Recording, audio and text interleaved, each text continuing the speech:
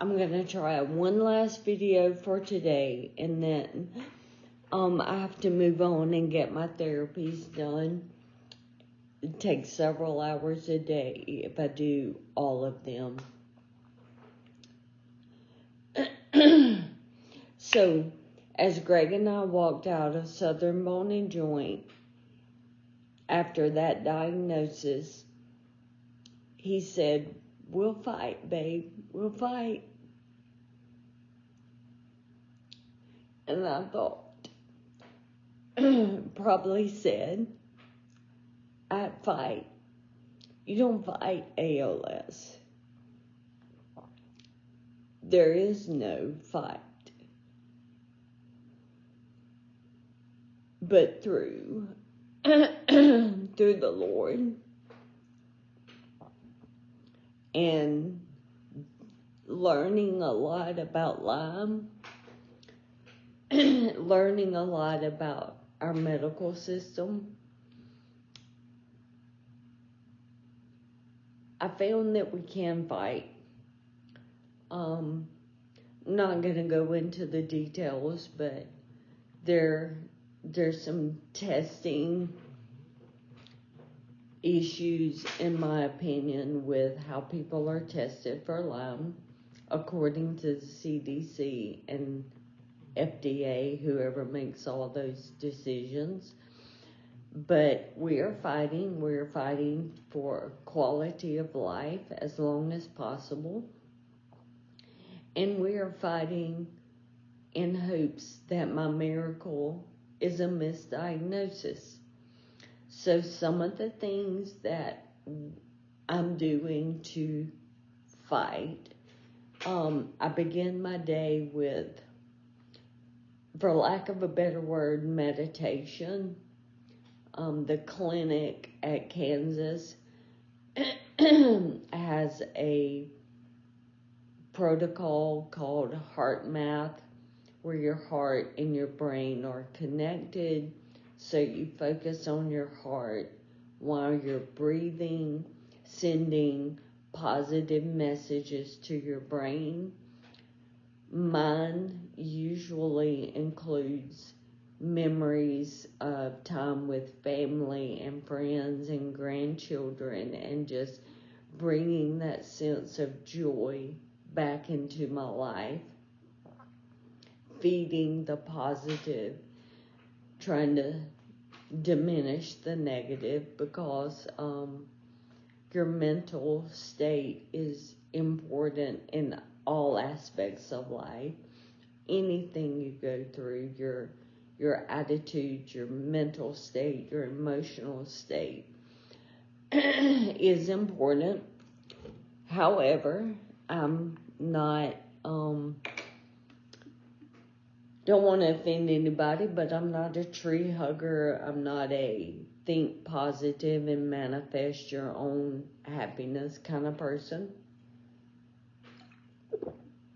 I do, however, believe in God, and I believe that He gives peace and comfort and joy. So I focus on the blessings that He has given me so that I start my day feeling good. And I try to keep those positive memories, those positive feelings at the forefront. Doesn't always work. You know, the negative slips in. You have to stop. Take that thought captive, as the Bible says, so that it doesn't grow and snowball on you. Have a good cry if you need to. But my meditation also includes memory verses, prayers, favorite songs that bring me comfort. So I try to start my day that way. I've mentioned cleaning up my diet and all the herbs and supplements that I take. I walk every day, most days. Right now it's 30 minutes at least. I try to keep moving, even if I don't feel like it. If I can't do 30 minutes, 15 or 20, what I can do, I'm going to do. I have started physical therapy. Finally got Ochsner's to write me an order for physical therapy. So I've been doing that for several months, 5 days a week. I do it at home now. I don't have to go to clinic, but I do a lot of physical therapy. I have a grounding mat.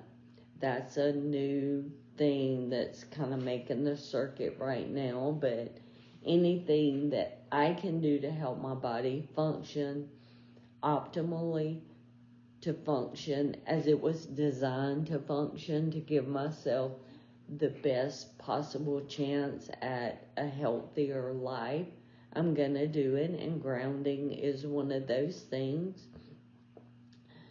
I have a hydrogenated water machine, which is another new. All of the treatments I'm doing through Kansas are alternatives, so that's another one. You breathe it in. It looks like you're hooked up to oxygen, but it separates the hydrogen and oxygen molecules. You breathe it in. They are more readily accepted by your brain. They get there quicker that way. Helps with brain fog and all kinds of stuff. That's something that I do. I do a lot of detox. I have a in-home sauna from Amazon. I sit in it, sweat it out. About 3 days a week, I spend time in the sauna. I can also soak. That's another way to detox. I soak in a tub of Epsom salt and baking soda, trying to flush any toxins, anything that's in my body that needs to be flushed out. We're trying to get rid of it. I have a vibration plate that is supposed to help with the lymphatic system, which is your system that pushes these toxins out.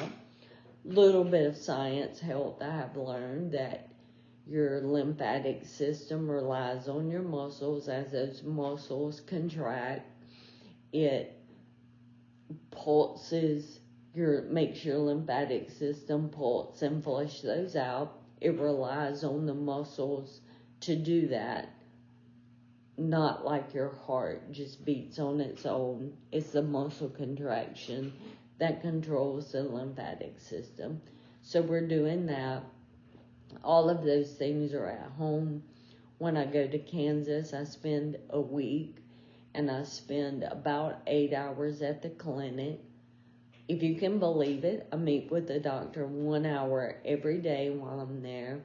He goes over everything with me. He's looking for what herbs and therapies I can benefit from. We talk a lot about everything because it's a holistic healing process. So everything is important, and he tries to figure out how to put that puzzle together and treat my body with what my body needs. It's not a one-size-fits-all. While I'm there, I do saunas as well. There's also infrared lights. There's light beams that they hook up to my place on my lymph nodes to stimulate the lymphatic system, stimulate my circulation. There's a thing they put on that does that. I go through about 4 or 5 hours worth of therapy there. So again, whatever we can do to fight this, we are going to fight it.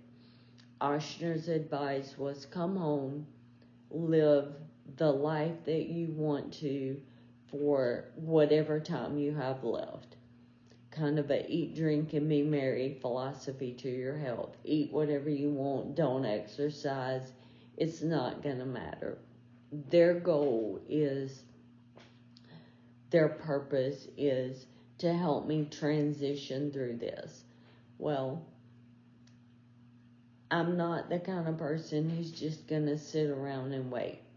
There may come a point in time where I have to sit, but now is not that time. So anything I can do to keep my mind and my body healthy, to keep my attitude positive, we're going to try. As I said, there's no testing that says positive or negative for ALS. And I just refuse to believe that the best thing for me is to come home and wait to die. That's not what I'm going to do. So I'm going to try to document more of my journey as I go through so that we can tell what's working, we can see where there's improvement. So, did a lot today. These are long, maybe a little too long, but it's good for me. And maybe somebody will want to listen to it at one time. But if nothing else, Greg and I are really trying to make wise decisions. We're hopeful about the therapies that I'm doing. And it's easy to get caught up in what you can't do, and you miss the progress that you're making. So I'm going to trust in God to do what God does. He is a miracle worker. It's not something he does. He is a miracle worker. It's in his character. And he's the same God who parted the Red Sea, who helped David defeat Goliath. He was with Daniel in the lion's den. He raised Lazarus from the dead. He healed the lame. That's the same God that I serve and worship. And if there's healing to be had, he can do it. I trust his authority. I know that if he speaks it, it will come to pass. And that's what I pray for as a mother, a wife, a grandmother. But as his child, I also trust his sovereignty. And I know that whatever he does will work together for his glory. Bye, y'all.